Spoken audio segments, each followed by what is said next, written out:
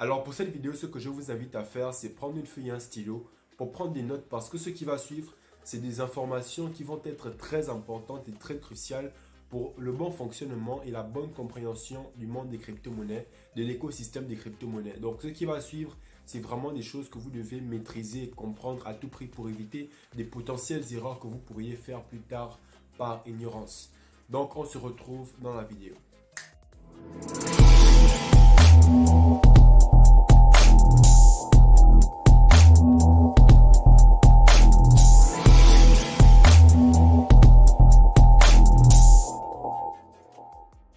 Bonjour à tous, bienvenue sur Crypto Afrique Future.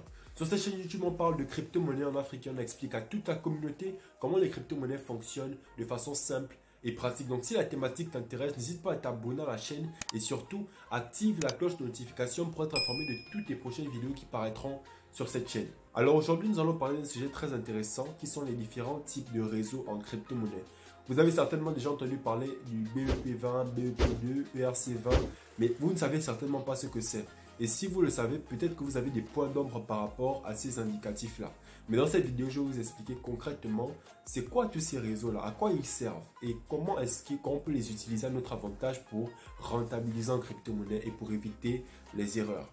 Alors pour mieux comprendre la suite, nous allons d'abord faire un petit tour dans le passé pour comprendre quelle est l'origine de ce que je vais vous expliquer plus tard. Comme ça va vous permettre d'avoir un fil conducteur et vous allez mieux comprendre ce que je vais vous expliquer par la suite parce que ce sera clair. Le fait de comprendre l'historique et le passé vous permet de mieux comprendre le futur.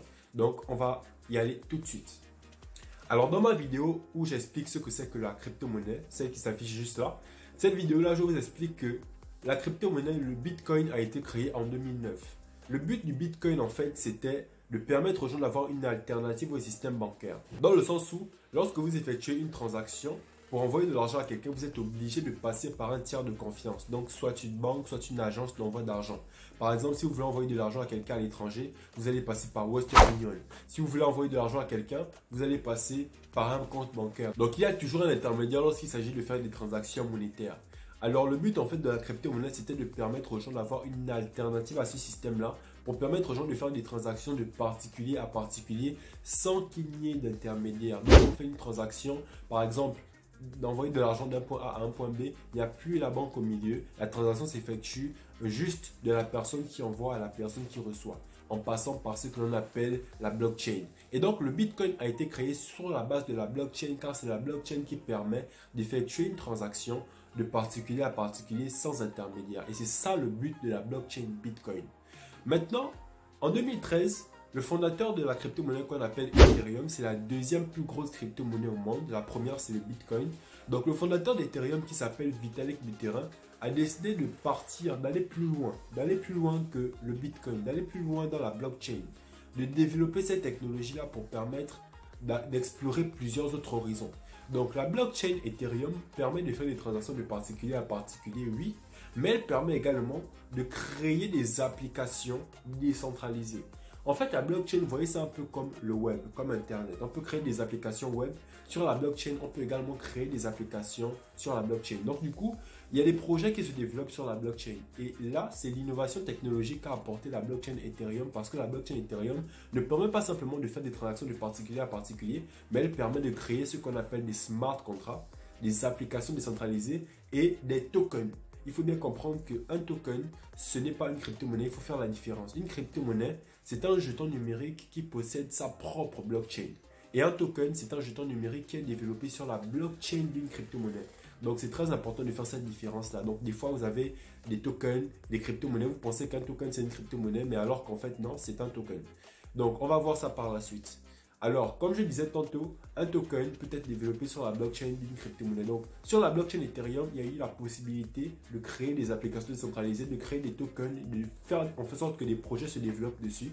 Et voilà encore une révolution. Alors, c'est à partir de là qu'ont commencé à naître les différents réseaux. Et c'est ça qu'on va expliquer dans cette vidéo. C'est quoi les réseaux? C'est quoi le BEP20, le BEP2, le ERC20? Certainement, vous vous posez des questions. Certainement, vous avez une idée, mais vous ne savez pas clairement ce que c'est. C'est pour ça que je fais cette vidéo pour permettre d'éclaircir parce que j'ai regardé sur YouTube, sur Internet, il n'y a pas d'article ni de vidéo qui explique ça en détail. Alors, c'est à partir de la blockchain Ethereum que d'autres blockchains se sont lancées avec la possibilité d'effectuer la création de smart contracts, de tokens, d'applications décentralisées sur leur blockchain. Donc, c'était d'abord le Bitcoin qui est venu apporter l'idée et l'innovation de la blockchain. Ensuite, Ethereum est venu apporter l'idée et l'innovation de créer des applications décentralisées sur la blockchain Ethereum et de créer des tokens, etc. Et ensuite, à travers Ethereum, il y a d'autres projets qui sont nés, d'autres blockchains qui sont nés et qui donnaient également cette même fonctionnalité-là. Donc maintenant que ça, c'est compris, nous pouvons passer au vif du sujet. Donc la première blockchain de laquelle nous allons parler aujourd'hui, c'est la blockchain Ethereum. Donc la blockchain Ethereum a pour indicatif réseau ERC20. Alors si vous voyez l'indicatif ERC20 comme ça dans votre wallet, c'est que en fait ce token là, il est développé sur la blockchain Ethereum. Donc ERC20, c'est l'indicatif du réseau Ethereum. C'est très important à comprendre. ERC20, c'est l'indicatif du réseau Ethereum. Donc, comme je vous disais, il y a plusieurs crypto-monnaies qui ont leur propre blockchain et chaque blockchain a son réseau. Et donc, du coup, chaque réseau a un indicatif et c'est cet indicatif-là que va porter tous les tokens qui seront développés sur la blockchain de cette crypto-monnaie-là. Donc, pour Ethereum, c'est ERC20. Et d'ailleurs, si vous voulez consulter la blockchain Ethereum, vous pouvez taper sur Google Etherscan. Si vous tapez Etherscan, vous allez arriver sur la blockchain Ethereum et vous allez pouvoir voir toutes les transactions qui sont effectuées sur la blockchain. Dans ma vidéo précédente, j'expliquais que sur une blockchain, on peut voir toutes les transactions qui sont effectuées de façon transparente. Si vous tapez Etherscan sur Google, vous allez accéder à la blockchain Ethereum et vous pourrez bel et bien vérifier ce que je vous expliquais dans la vidéo précédente. Parce que vous aurez accès à toutes les transactions qui sont effectuées sur la blockchain Ethereum. Ensuite, nous avons le Binance Coin. Le Binance Coin, c'est la crypto-monnaie de Binance. Binance, vous connaissez certainement cette plateforme d'échange-là qui permet d'effectuer des échanges de crypto-monnaies. Et cette plateforme-là a mis en circulation leur crypto-monnaie qui s'appelle le Binance Coin. Et le Binance Coin a pour fonction d'effectuer des transactions de particulier à particulier, de permettre à des applications décentralisées d'être créées, de permettre également à des tokens d'être développés sur la blockchain. Mais sinon, le but de leur projet, c'est de permettre de réduire considérablement les frais de transaction de tous les utilisateurs du réseau Binance qui vont utiliser le Binance Coin. Donc du coup, lorsque vous utilisez le BNB, c'est comme ça qu'on appelle la crypto-monnaie en abrégé, si vous utilisez le BNB, vos frais seront largement réduits à la baisse. Surtout si vous passez par l'exchange Binance. Vous avez également des applications décentralisées de Binance ou PancakeSwap. Du coup, Binance Coin, c'est une crypto-monnaie, mais qui a deux réseaux. Deux réseaux sur le Binance Coin. Donc là, il faut que vous soyez vraiment attentifs. Le premier réseau du Binance Coin, c'est le réseau BEP2. Le réseau BEP2, c'est le réseau de la Binance Chain. Donc le nom du réseau, c'est Binance Chain. Et l'indicatif, c'est BEP2. Donc du coup, lorsque vous voyez un token avec l'indicatif BEP2, c'est que ce token-là est développé sur la blockchain du Binance Coin, mais principalement sur le réseau BEP2, donc le réseau du Binance Chain. Et c'est très important à comprendre. Le Binance Chain, notre wallet, c'est celui-là. Il est jaune, donc du coup, il est facilement dissociable de son cousin, le Binance Smart Chain, dont nous allons parler tout de suite. Donc sur Binance, nous avons également le Binance Smart Chain.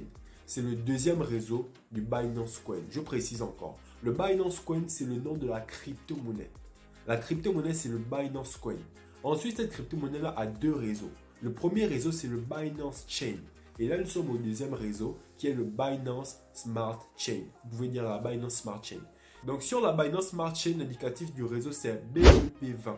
Donc, si vous voyez un token avec l'indicatif BEP20, c'est que ce token-là est développé sur la blockchain de Binance Chain. Donc, sur la blockchain de Binance, mais principalement sur le réseau Binance Smart Chain. Et c'est le BEP, c'est le BNB qui est noir.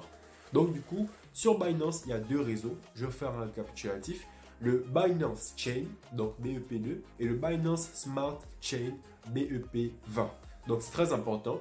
Lorsque vous voyez un token, regardez les indicatifs pour savoir sur quelle blockchain ils sont développés. Ne vous inquiétez pas, par la suite, je vais faire une synthèse pour que ce soit clair dans votre esprit. Alors ensuite, nous avons le réseau TRC20. Le réseau TRC20, c'est le réseau de la blockchain Tron.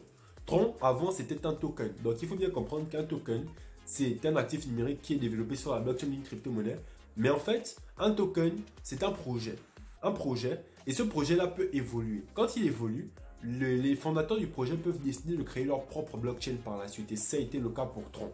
Donc le Tron était d'abord un token et ensuite lorsque le projet a pris de l'ampleur, les fondateurs de Tron ont décidé de créer leur propre blockchain et donc ils ont créé la blockchain du Tron qui est la blockchain TRC20.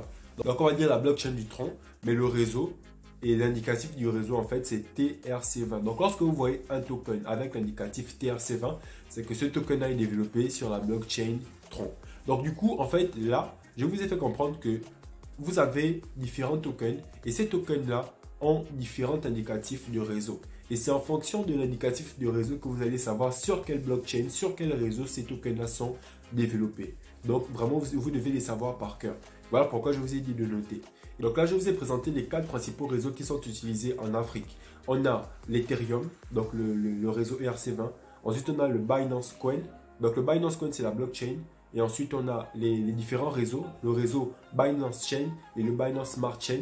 Donc ça fait 3. Et ensuite, on a TRC20. Donc du coup, ce sont ces 4 blockchains-là qui sont les plus utilisés, ces 4 réseaux-là. Mais sinon, il y a plusieurs autres blockchains. On a Polygon, on a la blockchain de EGLD, on a plusieurs autres blockchains que je vais vous mettre un peu là pour que vous puissiez voir comment la blockchain c'est un monde vaste. Mais principalement retenez ces 4 là.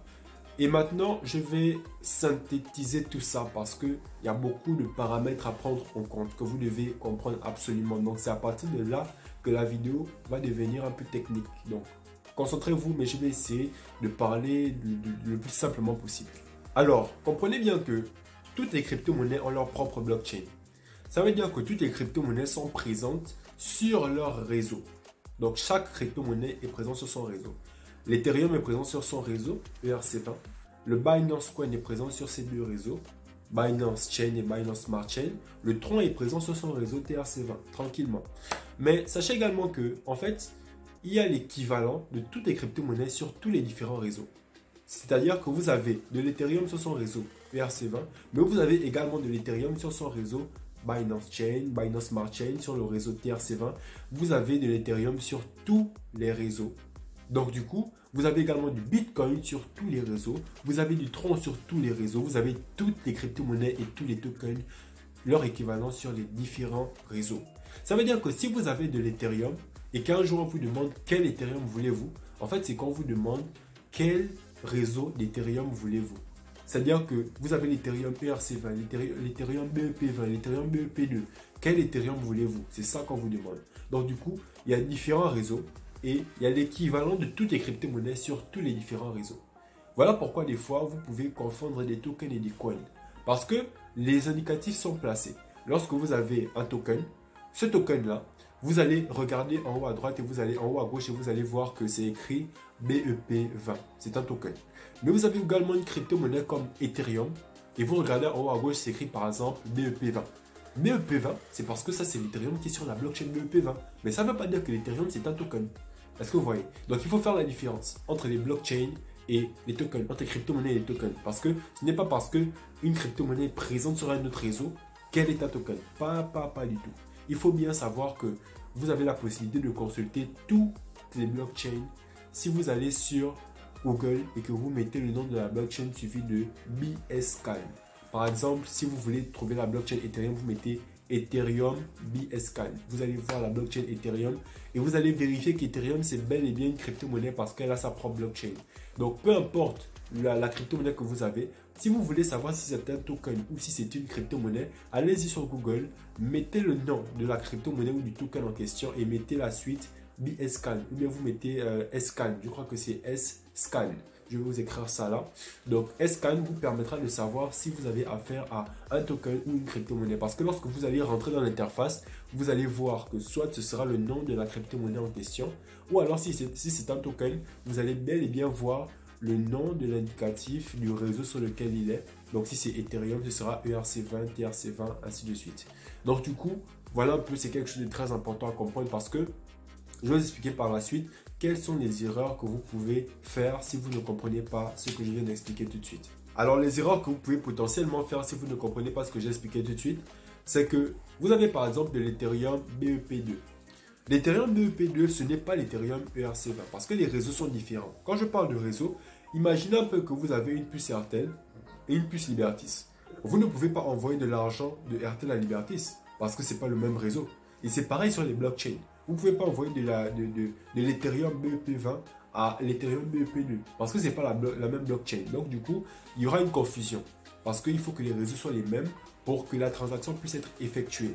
Mais malheureusement, la blockchain en fait fonctionne par synchronisation. Ça veut dire que si vous avez de l'Ethereum ERC20 et que vous voulez envoyer cet Ethereum ERC20 là à quelqu'un et que la personne vous envoie son adresse BEP2, parce qu'il y a une adresse ERC20 mais il y a une adresse BEP2, si la personne vous donne son adresse BEP2, elle vous la donne, vous allez envoyer de l'Ethereum ERC20. L'Ethereum ERC20 va partir dans l'Ethereum ERC20 de la personne. Ça n'ira pas dans son Ethereum BEP2. Donc du coup, lorsqu'il va voir son compte, il verra qu'il n'aura pas d'Ethereum, il n'aura pas reçu d'Ethereum dans son BEP2 et il va penser qu'il n'a pas reçu de crypto-monnaie. Alors qu'en fait, si, il a reçu ses crypto-monnaies, mais c'est juste que c'est sur le mauvais réseau qu'il a reçu. Et donc, il lui suffira d'aller dans son trust wallet et d'activer en fait la crypto-monnaie. Parce que s'il n'active pas la crypto-monnaie, il ne va pas pouvoir voir qu'il a reçu bel et bien ça sur un autre réseau. Donc, je ne sais pas si vous me comprenez, mais je vais vous mettre ici des choses de façon claire pour que vous puissiez comprendre ce que je veux dire. Dans Trust Wallet, en fait, si vous n'avez pas activé une crypto-monnaie, elle a un prix. Vous n'allez pas pouvoir voir le montant que vous avez de cette crypto-monnaie dans votre compte Trust Wallet. Donc, il faut toujours activer la crypto-monnaie en question pour savoir combien vous avez. Donc, lorsque vous le désactivez, vous enlevez également la somme qu'il y a dans le compte.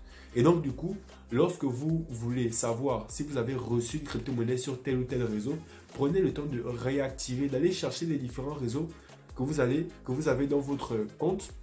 Et dans ces réseaux-là, vous allez voir que vous avez reçu dans tel ou tel réseau. Donc, du coup, n'envoyez pas de l'Ethereum BEP20 à une adresse BEP2. N'envoyez pas de l'Ethereum ERC20 à une adresse BEP2. Assurez-vous toujours que les réseaux soient les mêmes. Mais si jamais vous envoyez sur le mauvais réseau, ne paniquez pas lorsque votre argent ne va pas s'afficher. Allez simplement activer la crypto-monnaie sur le réseau sur lequel vous avez envoyé et ça va s'afficher tranquillement. Donc, c'est fini pour cette vidéo. J'espère que je vous aurai apporté assez de valeur. C'était Harley de Crypto Afrique Future. On se retrouve dans les prochaines vidéos. Peace!